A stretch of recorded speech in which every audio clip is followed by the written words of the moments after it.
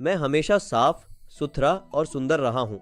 मेरी बहन को डर था कि बाहर के आदमी मुझे पकड़ लेंगे, इसलिए विदेश जाने से पहले उसने मुझे अपने व्यापारिक प्रतिद्वंद्वी के घर में फेंक दिया। शुइंग, मेरे भाई की देखभाल करने में मेरी मदद करें। मुझे किसी काम से विदेश जाना है। क्या आप चाहते हैं कि मैं आपके भाई की परवरिश में मदद करूं? क्या आपको यकीन है? बिल्कुल। यद्यपि हम प्रतिद्वंद्वी हैं, हम एक साथ बड़े हुए हैं। उसकी देखभाल करने में मेरी मदद करें। मुझे एक पैसा भी कम नहीं चाहिए। आपको मुझे भुगतान करने की आवश्यकता नहीं है। बस चेन को मेरे लिए छोड़ दो। यह लड़की बहुत निर्णायक है और उसे पैसे की भी जरूरत नहीं है। मुझे लगता है कि कुछ गड़बड़ है, लेकिन मेरे पास कोई विकल्प नहीं है। मैं अब विदेश जा रहा हूँ। मुझे डर है कि चेन को बाहर के लोग पकड़ लेंगे। मुझे लगता है कि उसे मो शुइंग के पास छोड़ देना बेहतर है। मो शुइंग का जीवन स्वच्छ है। उसका कभी कोई दुश्मन नहीं रहा। उसके मन में चेन के लिए कोई भावना नहीं होगी। मुझे पहले आपको याद दिलाना होगा, मेरा भाई एक अच्छा लड़का है। आप उसे धमका नहीं सकते। दोनों परिवारों के बीच की नाराजगी का बच्चों से कोई लेना देना नहीं है। बकवास। अच्छा, मैं तुमसे बेकार की बातें नहीं करूंगा जब तक आप सहमत हैं। चेन, आप अगले 2 महीनों तक उसका अनुसरण करेंगे। फिर मैं अंगरक्षकों से सामान ले जाने के लिए कहूंगा। जब मैं एक तरफ खड़ा होता हूं तो मुझे बहुत बुरा लगता है। वह बहुत अनुचित है। वह मुझे किसी अजनबी के पास छोड़ना चाहती है। मो शुइंग एक तरफ खड़ा हो गया और अनजाने में किसी के साथ जुड़ गया। मुझे उम्मीद नहीं थी कि जिसके बारे में मैं दिन रात सोचता हूं वह मेरे पास आएगा। इसलिए मैंने अंगरक्षकों को सामान ले जाते हुए देखा और मो शुइंग की ओर देखा। मैंने आपके खाते में 10 मिलियन युआन स्थानांतरित कर दिए। इसकी जांच पड़ताल करें। वैसे अभी गर्मी की छुट्टियां हैं, आपको उस पर नजर रखनी चाहिए। बाहर के लोग हमेशा उससे पूछते हैं। क्यों? तुम्हें उन लोगों को रोकना होगा जिन पर मुझे विश्वास है।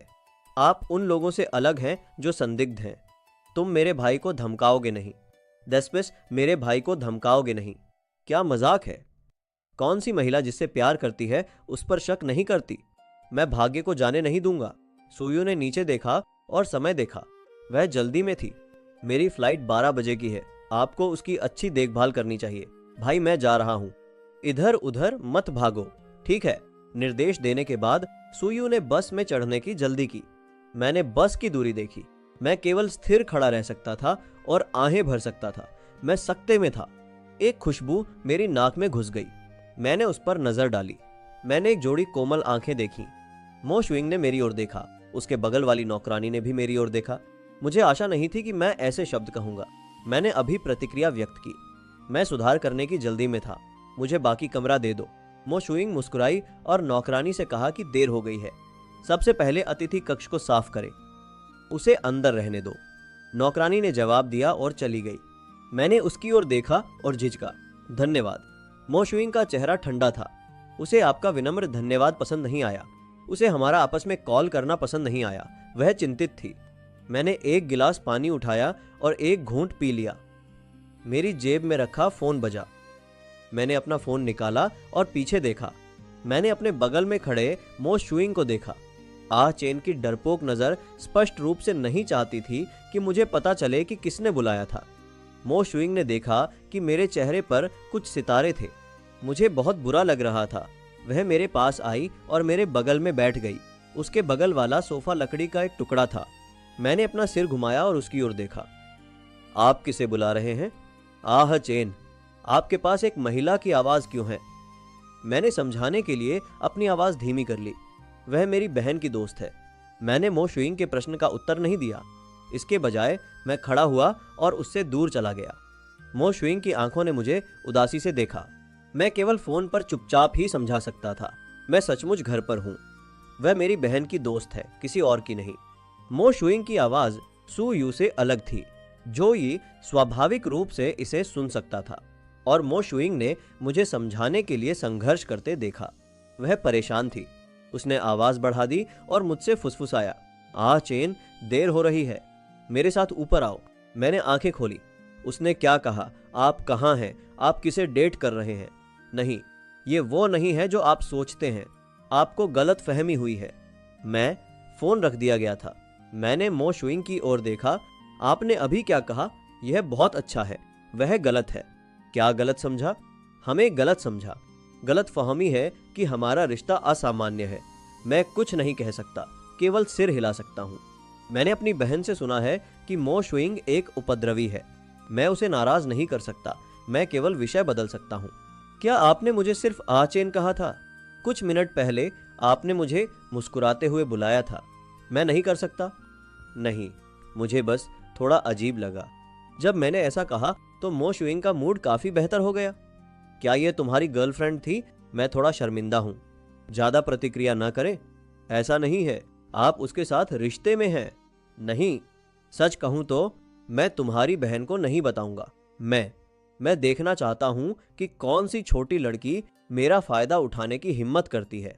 यह सच है, मैं उसके साथ रिश्ते में नहीं हूं। हम सिर्फ अच्छे दोस्त हैं। तुमने मुझसे वादा किया था कि मैं अपनी बहन को नहीं बताऊंगा। भले ही हम अभी रिश्ते में नहीं हैं, मुझे डर है कि यह ज्यादा समय तक नहीं चलेगा। उसे बात न करते देखकर मैं थोड़ा घबरा गया हूं। बोलना मत भूलना। मैं ऊपर जाऊंगा और अपने कमरे में वापस जाऊंगा। मैं हड़बड़ाकर उठा और भाग जाना चाहता था। मैं गलती से उसके घुटने से टकरा गया और जमीन पर गिर गया। मैंने आंखें बंद करके उसकी ओर देखा। उसने चुपचाप मेरी ओर देखा। दो लोग बहुत करीब थे। मेरी आवाज थोड़ी घबराई हुई थी। मेरा यह मतलब नहीं था। मेरी आवाज थोड़ी कांप रही थी। मैं बहुत बड़ा हूं और मेरा कभी भी विपरीत लिंग के साथ इतना घनिष्ठ संपर्क नहीं रहा। मेरा चेहरा लाल था। क्या कहा आपने? मैं घबरा गया और खड़ा होना चाहता था। मुझे नहीं पता कि मैं बहुत घबराया हुआ था या कुछ और। मैंने अपना दाहिना पैर हिलाया और फिर से गिर गया, लेकिन इस बार मैं सोफे को पकड़ नहीं सका। यह दृश्य शर्मनाक और अजीब था। मैं भी उठकर भाग गया। मूर्ख कुत्ता, आप सीधे चल भी नहीं सकते। मैं मूर्ख कुत्ता नहीं हूं। मैंने अपनी क्रोधित पीठ की ओर देखा। मो शुइंग ने असहाय होकर आह भरी। क्या मैं सचमुच उसके हाथों में पड़ गया? मैं अपना चेहरा धोने के लिए अपने कमरे में वापस चला गया। मैंने अपने फोन की स्क्रीन को देखा और थोड़ा चिंतित हो गया। जो ये अब संदेशों का जवाब भी नहीं देता है। मुझे क्या करना चाहिए? मुझे थोड़ा अपच हो गया है। जब मैं करवट लेता हूं तो मुझे नींद नहीं आती। अगले कमरे में मो शुइंग को भी नींद नहीं आ रही है। मैं वास्तव में अगले कमरे में चुपचाप जाना चाहता हूं। देख लेना अच्छा है। नहीं, अगर वह मुझे जगह दे तो क्या होगा?